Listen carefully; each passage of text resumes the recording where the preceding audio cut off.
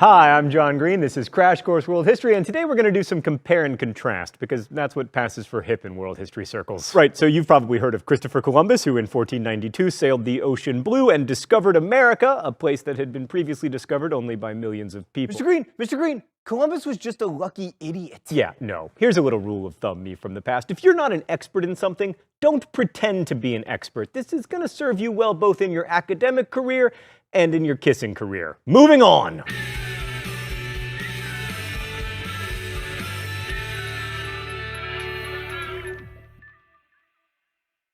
So unlike me from the past, I'd argue that Columbus has a deserved reputation in history, but was he really the greatest sailor of the 15th century? Well, let's meet the other contestants. In the red corner, we have Zheng He, who, when it comes to ocean-going voyages, was the first major figure of the 15th century. And in the blue corner is Vasco da Gama from scrappy little Portugal, who managed to introduce Europeans to the Indian Ocean trade network. Columbus, you have to sit in the polka-dotted corner. As you'll no doubt remember from our discussion of Indian Ocean trade, it was dominated by Muslim merchants, involved ports in Africa and the Middle East and India and Indonesia and China, and it made a lot of people super rich. That last point explains why our three contestants were so eager to set sail. Well, that and the ceaseless desire of human beings to discover things and contract scurvy. Let's begin with Zheng He, who is probably the greatest admiral you've never heard of. Couple important things about Zheng He. First, he was a Muslim. That may seem strange until you consider that by the late 14th century, China had long experience with Muslims, especially when they were ruled by, wait for it, the Mongols.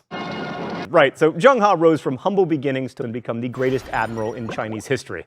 Let's go to the thought bubble. Between 1405 and 1433, Zheng He led 7 voyages throughout the Indian Ocean, the expeditions of these so-called treasure ships, and they were huge. Columbus's first voyage consisted of 3 ships. Zheng He led an armada of over 300 with a crew of over 27,000, more than half of London's population at the time.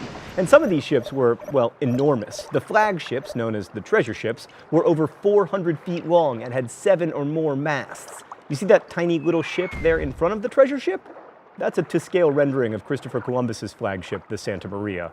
Zheng He wasn't an explorer. The Indian Ocean trade routes were already known to him and to other Chinese sailors. He visited Africa, India, and the Middle East, and in a way, his journeys were trade missions, but not in the sense of filling his ships up with stuff to be sold later for higher prices. At the time, China was the leading manufacturer of quality goods in the world, and there wasn't anything they actually needed to import. What they needed was prestige and respect, so that people would continue to see China as the center of the economic universe. So there was a tribute system through which foreign rulers or their ambassadors would come to China and engage in a debasing ritual called the kowtow, wherein they acknowledged the superiority of the Chinese emperor and offered him, or her, but usually him, gifts in exchange for the right to trade with China. The opportunity to humble yourself before the Chinese emperor was so valuable that many a prince was happy to jump on a treasure ship and sail back to China with Zheng He.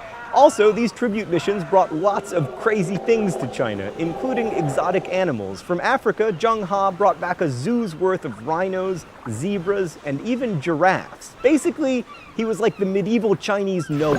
Thanks, Thought Bubble. So the Chinese were world leaders in naval technology, and they wanted to dominate trade here in the Indian Ocean, so why then did these voyages end? One reason was that Zheng He couldn't live forever, and sure enough, he didn't. Also, his patron, the Yongle Emperor, died. And the emperor's successors weren't as interested in maritime trade. They were more concerned with protecting China against its traditional enemies, nomads from the steppe. To do this, they built a rather famous wall. The Great Wall was mostly built under the Ming Dynasty using resources that they only had because they stopped building gigantic ships. And just imagine what might have happened if the Ming emperors had embraced a different strategy, one that was based on outreach instead of isolationism. And now to the blue corner, representing Portuguese exploration, we have Vasco da Gama. A couple things about Portugal. First, it has a fair bit of coastline. Secondly, it was relatively resource poor, which meant it relied upon trade in order to grow. Also, the Iberian Peninsula was the only place in Europe where Muslims could be found in large numbers in the 15th century, which meant the Christian crusading spirit was quite strong there, presumably because Muslims had brought so much stability and prosperity to the region. And chief among these would-be crusaders was Prince Henry the Navigator, so called because he was not a navigator. He was, however, a patron not only of sailors themselves, but of a special school at Sagres in which nautical knowledge was collected and new maps were made and all kinds of awesome stuff happened. And all that knowledge gave Portuguese sailors a huge competitive advantage when it came to exploration. Henry commissioned sailors to search for 2 things. First, a path to the Indian Ocean so they could get in on the lucrative spice trade. And second, to find the kingdom of Prester John, a mythical Christian king who was supposed to live in Africa somewhere so that Henry could have Prester John's help in a crusade. Da Gama was the first of Henry's proteges to make it around Africa and into the Indian Ocean. In 1498, he landed at Calicut, a major trading post on India's west coast, and when he got there, merchants asked him what he was looking for. He answered with 3 words: gold and Christians, which basically sums up Portugal's motivations for exploration. So once the Portuguese breached the Indian Ocean, they didn't create like huge colonies because there were already powerful empires in the region. Instead, they apparently sat in the middle of the Indian Ocean doing nothing.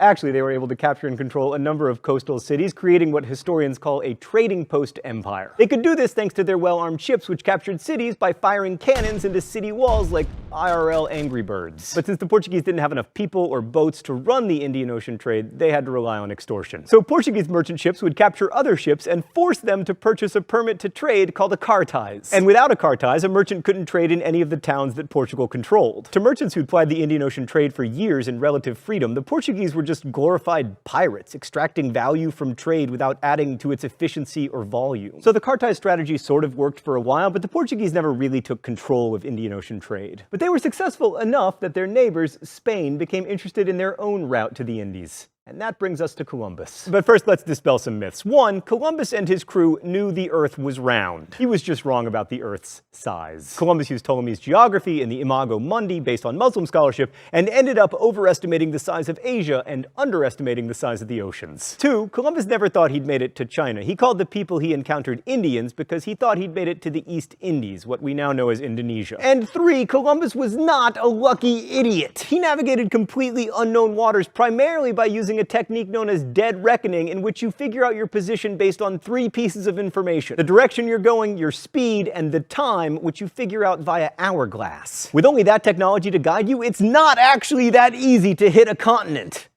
Come here, people who are saying he didn't hit a continent, he only hit some islands. Come here. Oh, it's time for the open letter? An open letter to the line of demarcation. But first, let's see what's in the secret compartment today. Oh, it's a globe. Thanks, Stan. Just what I always needed. Dear line of demarcation, you have so much to teach us about the way that the world used to work and the way that it works now. In 1494, Pope Alexander VI settled a dispute between Portugal and Spain by dividing the world into 2 parts: the Spanish part and the Portuguese part. This whole thing, at least according to Pope Alexander VI, could be split between Spain and Portugal, at least when it came to so-called unclaimed land. I mean, unclaimed by whom? You know, all the American Indians were like, wait, this land is available? In that case, we'll just keep it. If it's all the same to you. Anyway, line of demarcation, I have great news for you. What Alexander VI did totally worked. We haven't had a problem since. Best wishes, John Green. So Columbus's first journey, he made 4, the last 3 of which were pretty calamitous, was tiny, and he initially landed on a small Caribbean island he called San Salvador in search, like the Portuguese, of gold and Christians. He was able to convince Ferdinand and Isabella of Spain to fund his expedition by promising riches and conversions of the natives, hopefully to sign them up for yet another crusade. And there's a long-standing myth that Columbus tricked Ferdinand and Isabella into paying for his trip, but in fact, they commissioned 2 different sets of experts to analyze his plans, both of which agreed he was crazy. One called the plan impossible to any educated person. But even so, Ferdinand and Isabella footed the bill, partly because they were full of crusading zeal after expelling the Muslims from Spain, and partly because they were desperate to get their hands on some of that pepper richness. Columbus, of course, failed at finding riches. He returned with neither spices nor gold. He did create some Christians, as we'll discuss in a future episode, but in terms of goal accomplishment, Columbus was much less successful than either Zheng He or Vasco da Gama. But within 2 generations of Columbus, Spain would become fantastically wealthy, and for a time they were the leading power in Europe. Columbus's voyages also had a huge, largely negative impact on the people the Spanish encountered in the Americas. And excitingly from my perspective, once Columbus returned from San Salvador, we can speak for the first time of a truly world history. Except for you, Australia. So who is the greatest mariner of the 15th century? Well, as usual, it depends on your definition of greatness. If you value administrative competence over ill-advised adventure, then Zheng He is certainly the winner. But the reason we remember Columbus over him or Vasco da Gama is that Columbus's voyages had a lasting impact on the world, even if it wasn't necessarily a positive one. And that makes me wonder what kind of person you'd want to be. A capable administrator and brilliant sailor like Zheng He, a daring captain like da Gama, or the bearer of a complicated but famous legacy like Columbus. Thanks for watching, and we'll see you next week. Crash Course is produced and directed by Stan Muller. Our script supervisor is Danica Johnson. The show is written by my high school history teacher Raoul Meyer and myself, and our graphics team is Thought Bubble. Thanks for watching Crash Course, and as we say in my hometown, don't forget to be awesome. Oh, crash! No, avoided.